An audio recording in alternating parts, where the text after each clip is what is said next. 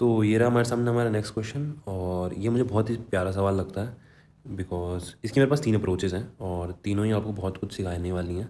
पहली approach all दो आपको सिर्फ कैलकुलेशन कैसे अच्छे से करते हैं वो सिखाएगी, बाकी दोनों अप्रोचेज़ आपको कंसेप्चुअली बहुत क्लैरिटी देगी। तो ये एक इक्वेशन है, ठीक है, 8 डिग्री की इक्वेशन है ये इन वेरिएबल एक्स। और हमें इस सवाल में पूछा है कि कितने number of integers integral roots होंगे इसके, मतलब एक्स को अगर मैं कोई इंटीजर डालूँ 1 2 3 -1 -2 0, ठीक है, तो ऐसे कितने इंटीग्रल रूट्स होंगे इस इक्वेशन के, वो आपको बताना है, ठीक है ना। तो इंटीजर रूट सुनते ही बहुत सारे लोगों के दिमाग में इंटीजर रूट थ्योरम आ जाती है, और जैसे इंटीजर रूट थ्योरम आती है दिमाग में तो वो इसके फैक्टर करने लग जाते हैं कि इसके क्या क्या फैक्टर होंगे एंड सो ऑन, ठीक है। तो हम भी उसकी बात करेंगे। उससे पहले इस इक्वेशन में कुछ ऑब्जर्व करते हैं हम। सबसे पहले यहाँ एक्स की पावर 8 है, 7 है, 5 है, 2 है और एक्स की पावर 0 है। तो मुझे ये दिख रहा है कि दो ही माइनस साइन है और दोनों ही ऑड पावर्स के पीछे लगे हुए हैं, मतलब कि यहाँ एक्स की पावर ऑड है तो उससे पहले माइनस है, यहाँ पर भी ऑड है, बाकी इवन पावर से पहले कहीं भी माइनस साइन नहीं। तो ये दो मेरी ऑब्जर्वेशंस हैं, और जिनको 1 1 1 5 5 के फैक्टर करने हैं उनको, जिनको पता है उनको दिख जाता है कि यार ये 3 से डिविजिबल है, ये 5 से डिविजिबल है, ये 11 से भी डिविजिबल है बिकॉज इवन ऑड प्लेसेस का सेम है, ठीक है। और जिनकी थोड़ी सी कैलकुलेशन फास्ट है, 7 का डिविजिबिलिटी रूल जिनको पता है उनको दिख जाएगा ये 7 से भी डिविजिबल है। तो 3 5 7 11 यही लिखा हुआ है यहाँ पर, ठीक है।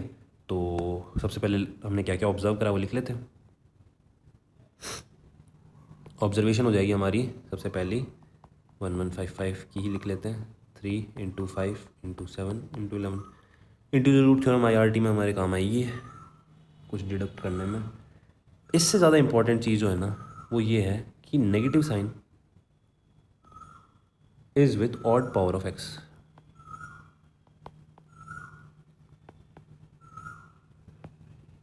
ऑलराइट, इससे हमें क्या खास मिल जाएगा भाई, इवन पावर्स और ऑड पावर्स को अलग अलग करके लिखते हैं और देखते हैं हमें क्या मिलता है।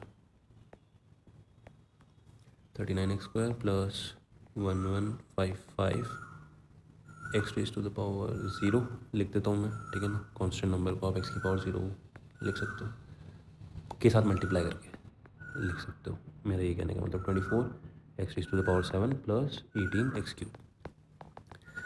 अब मेरा एक क्लेम है, क्लेम मतलब कि मैंने अभी प्रूफ नहीं करा है पर मेरे को ऐसा फील हो रहा है कि ये जो है ना इस इक्वेशन के कोई भी नेगेटिव सॉल्यूशन नहीं हो सकता, नेगेटिव इंटीजर सॉल्यूशन नहीं हो सकता, इवन कोई नेगेटिव नंबर तक सॉल्यूशन नहीं हो सकता इसका। ऐसा क्यों? देखो यहाँ कोई नेगेटिव नंबर डाल दो आप, नेगेटिव नंबर से मेरा मतलब है -π तक डाल दो, ये भी सोल्यूशन नहीं हो सकता। मतलब x<0 पे आपको कोई सोल्यूशन नहीं मिलेगा, =0 पे भी नहीं मिलेगा, x=0 इसका सोल्यूशन नहीं, मतलब 0 से पहले पहले, यहाँ से पहले पहले ग्राफ हमेशा पॉजिटिव है इसका, कुछ ना कुछ ऐसा इधर उधर होगा लेकिन कभी इसको कट नहीं करेगा इस लाइन को, ये मेरा मतलब है। कोई भी नेगेटिव नंबर डाल दो पॉजिटिव, नेगेटिव डाल दो पॉजिटिव, ये भी पॉजिटिव, ठीक है ना। यहाँ कोई नेगेटिव नंबर डाल दो नेगेटिव नेगेटिव, ये पूरी चीज़ नेगेटिव होगी, बाहर एक नेगेटिव साइन है पॉजिटिव बना देगा, तो ये पूरा एक पॉजिटिव नंबर निकल कर आएगा, और कोई भी पॉजिटिव नंबर 0 के बराबर तो होता ही नहीं है, ठीक है ना। कोई भी नेगेटिव नंबर 0 के बराबर नहीं होता, यानी इसका कोई भी, इस इक्वेशन का कोई भी नेगेटिव इंटीजर सॉल्यूशन तो होगा ही नहीं, कोई नेगेटिव नंबर तक सॉल्यूशन नहीं होगा इसका। तो मैं वो लिख देता हूँ, this equation does not have any negative integer as its solution, integer as its solution, कोई भी नेगेटिव इंटीजर इसका सोल्यूशन नहीं होगा। तो ये सब तो मेरी ऑब्जर्वेशन में था, ठीक है, हमने ऑब्जर्वेशन से ये डिडक्ट करा है। अब हम प्रोसीड करते हैं हमारे सोल्यूशन पे, जिसके अंदर हम हमारी सबसे पहली अप्रोच पे जाते हैं, अप्रोच 1, जो कि हो गया हमारी integer root theorem. Integer root का सवाल दिया है तो इंटीजर रूट थ्योरम में लगाने का सोचेगा हर कोई।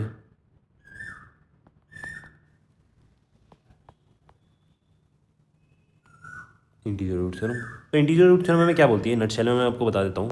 इंटीजर रूट थ्योरम में ये कहती है कि अगर आपके पास कोई इक्वेशन है जिसका पहला कोफिशिएंट, हाईएस्ट डिग्री का कोफिशिएंट 1 हो, तो इसके अगर इंटीजर रूट्स हैं, इस इक्वेशन के अगर इंटीजर रूट्स हैं तो वो उसके कांस्टेंट टर्म के फैक्टर ही होंगे।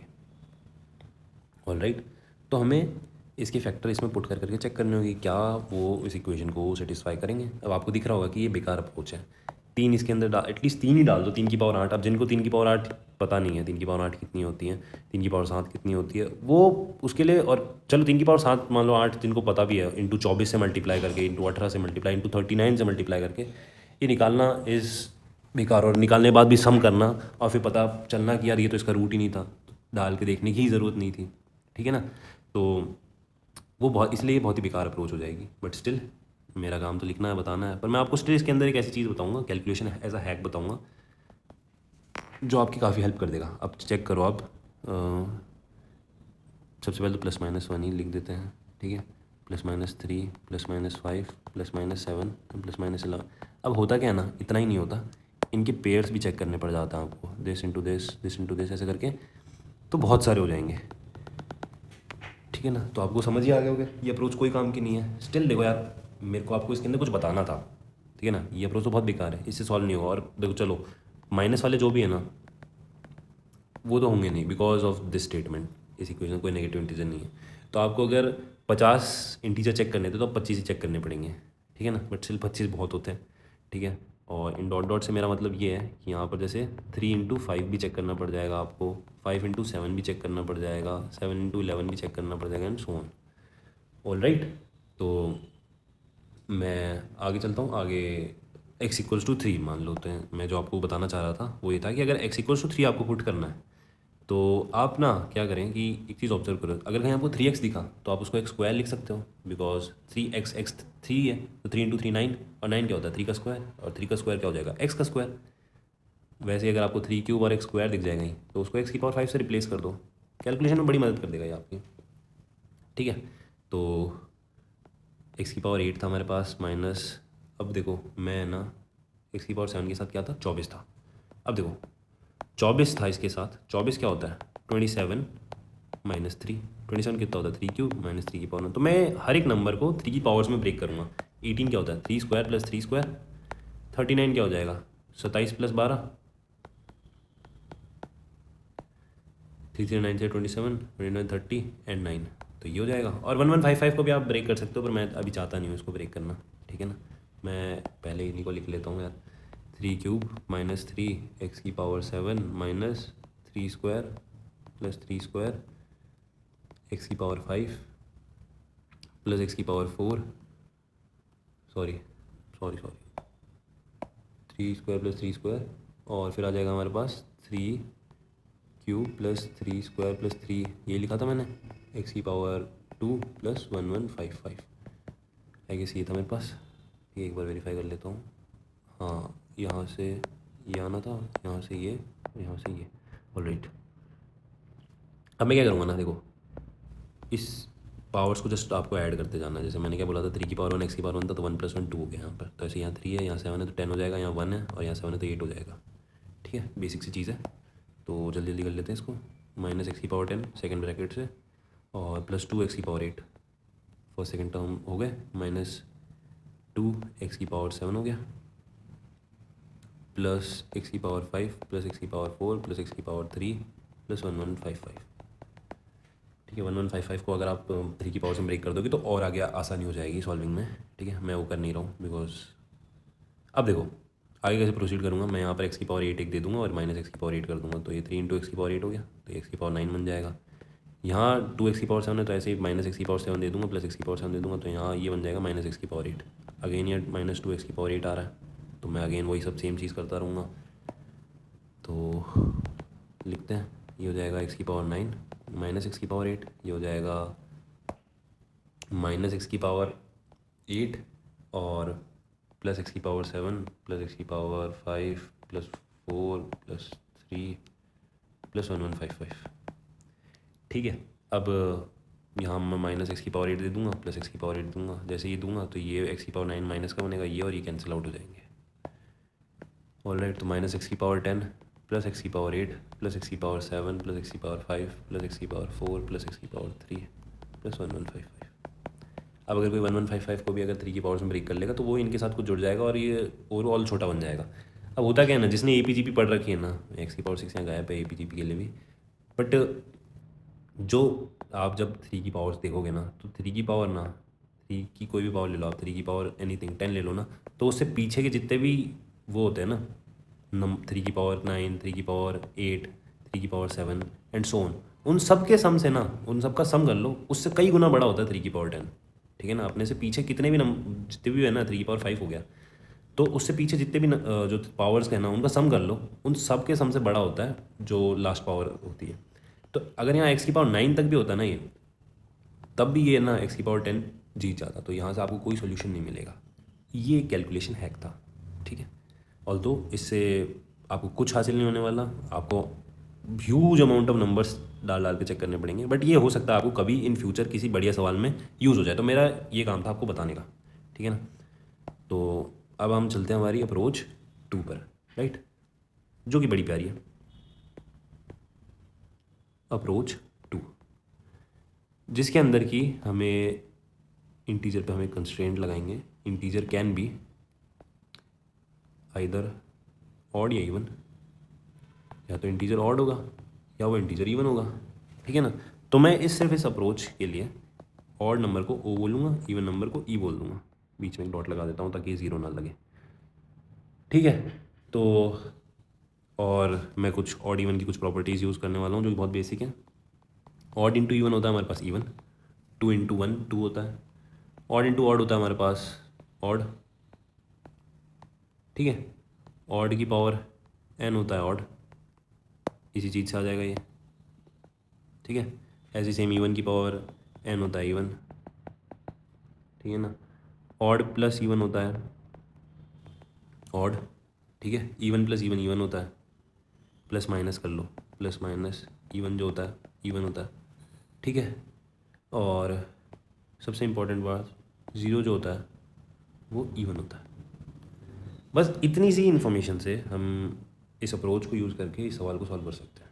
अब देखो हुआ क्या ना, सबसे पहले हम क्या करते हैं, put x equals to odd in that equation. ये जो इक्वेशन थी ना, इसमें हम ऑड पुट कर देते हैं, ठीक है। अब ध्यान से देख लेना, यहाँ पर कोफिशिएंट तो 1 ही था, यहाँ पर इवन कोफिशिएंट है, इवन कोफिशिएंट है, ऑड है, ऑड है। तो मैं यही करूँगा,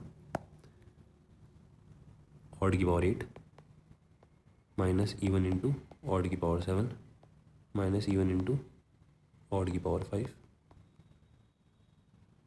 plus odd into odd square plus odd. और एक ख़ास बात ध्यान रखना कि अगर मैं चाह क्या रहा हूँ, इस इक्वेशन के अंदर अगर मैं कोई इंटीजर पुट करूँ तो ये जो पूरा का पूरा एक्सप्रेशन है ना, ये इवन निकल के आना चाहिए कोई सॉल्यूशन होने के लिए। अगर मैं इसमें कोई इंटीजर डालूँ तो ये एक्सप्रेशन बेयर मिनिमम इवन तो निकल के आना ही चाहिए ताकि कोई सॉल्यूशन मिले, ठीक है ना। अगर मैं इसमें अगर 2 इसका रूट होता, अगर 2 इसका रूट होता, मान लेते हैं अगर 2 इसका रूट होता, तो ये पूरे इक्वेशन के अंदर एक्सप्रेशन में अगर मैं 2 डालता तो ये पूरा इवन निकल के आना चाहिए था, because right hand side even है तो लेफ्ट हैंड साइड को भी इवन होना पड़ेगा। अगर ये गलती से ऑड आ गई तो राइट हैंड साइड और लेफ्ट हैंड साइड तो बराबर हो ही नहीं सकती ना भाई, ठीक है ना। तो ये ऑड नहीं निकल के आना चाहिए, इवन निकल के आना चाहिए सोल्यूशन के लिए। तो मैं इस बेसिक फैक्ट को मैं यूज़ करना चाह रहा हूँ। तो मैं देख रहा हूँ कि अगर मैं ऑड या इवन डालता हूँ तो कौन से ऐसे रूट्स होंगे, वो जो इंटीजर होगा, क्या वो ऑड होंगे या वो इवन होंगे, ठीक है ना।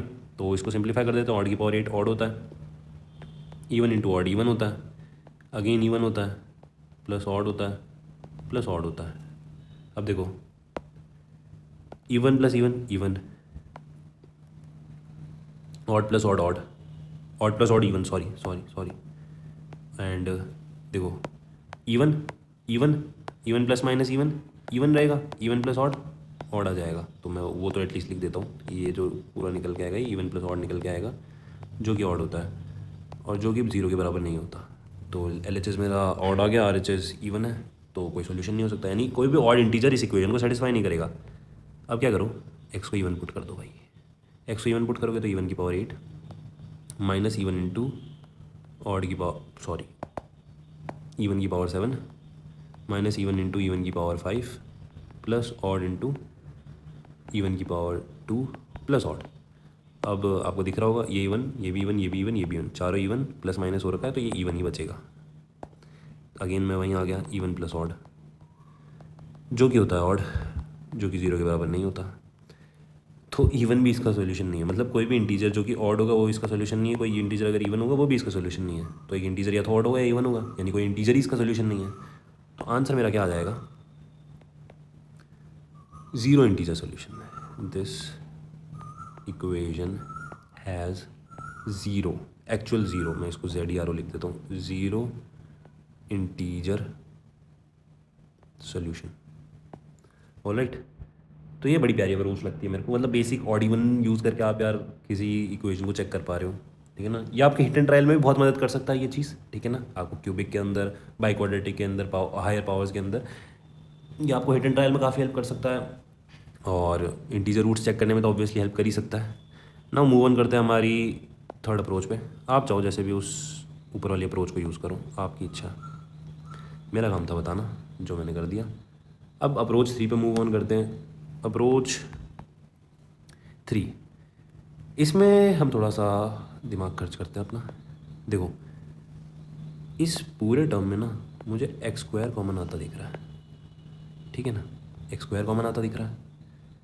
अगर मैं इस चीज़ को राइट हैंड साइड भेज दूँ, ये तो वैसे भी कांस्टेंट है। देखो मेरे को ना वो इक्वेशंस बड़ी प्यारी लगती है जिसमें इधर कुछ वेरिएबल हो इक्वल्स टू यहाँ कुछ कांस्टेंट हो, बिकॉज ना ये क्या होता है ना, एक ग्राफ को रिप्रेजेंट करता है, एक कर्व को रिप्रेजेंट करता है, और ये कांस्टेंट एक लाइन को रिप्रेजेंट करती है।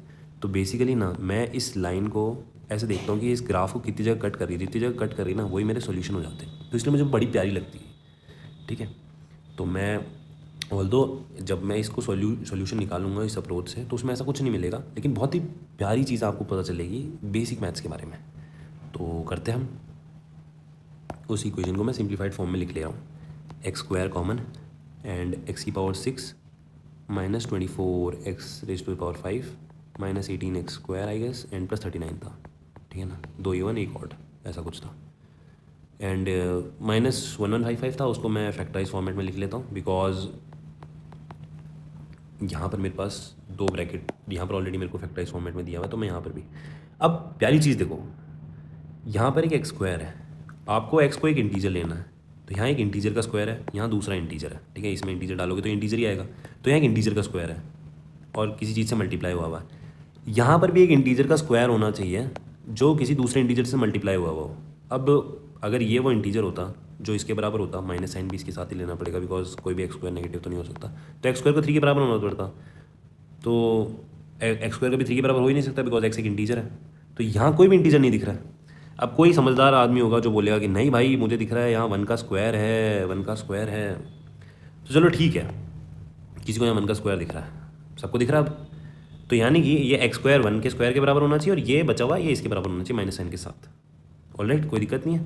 तो अब क्या होगा, x² 1 के बराबर, यानी x की वैल्यू +-1, यही इंटीजर आप चेक कर सकते हो यहाँ पर, ठीक है ना, यही इंटीजर आप चेक कर सकते हो। और कोई इंटीजर और कोई इसी चीज़ का आपको स्क्वायर दिख रहा है, यहाँ कहीं 2 का स्क्वायर दिख रहा है जो कि x² के बराबर कर दूँ मैं, यहाँ कहीं 3 का स्क्वायर दिख रहा है, नहीं दिख रहा ना, सिर्फ 1 का स्क्वायर ही दिख रहा है जिसको दिख रहा है, तो x = +-1 ही चेक कर सकते हो आप, और कुछ चेक नहीं कर सकते, ठीक है। तो चलो वो लिख देता हूँ। तो आंसर या तो मेरा 0, 1 या 2, इन्हीं में से कोई इंटीजर होने चाहिए, या तो 0 इंटीजर आएगा या 1 या 2, 1 आएगा या तो +-1 में, 2 आएगा या प्लस और माइनस दोनों, अगर इसको सेटिस्फाई कर रहे हो तो चेक x = +-1। जब आप +-1 इसमें चेक करोगे तो आपको पता चलेगा कि दोनों इसके रूट नहीं है, ठीक है। तो अगेन यहाँ से मुझे मिल जाएगा आंसर 0 इंटीजर सोल्यूशन, ठीक है। तो बड़ी प्यारी सी अप्रोच थी, बिल्कुल पेन ही नहीं उठाना पड़े जिसके अंदर, ऐसी थी है। तो अब इन पूरे सवाल से हमने क्या क्या कंसेप्ट सीखे, कंसेप्ट्स यूज्ड, क्या मैंने यूज़ करे और क्या आपको लर्न करने चाहिए, बिकॉज कंसेप्ट ही रिपीट होते हैं, कंसेप्ट ही काम आते हैं, कंसेप्ट आर की। सबसे पहले हमने इंटीजर रूट थ्योरम को इस्तेमाल करा, मदद तो इसने कुछ करी नहीं, पन्ना खाया बस हमारा। दूसरे नंबर पे हमने कुछ कैलकुलेशन हैक सीखा उसी अप्रोच के अंदर, जिसमें हमने IRT यूज़ करी, कैलकुलेशन हैक, हमने कुछ कैलकुलेशन हैक सीखे। तीसरे नंबर पे हमने कंस्ट्रेंट ऑन इंटीजर का यूज़ करा, कंस्ट्रेंट ऑन इंटीजर। अब इसमें मुझे एक छोटी सी चीज़ आपको बतानी थी, ऑड या इवन।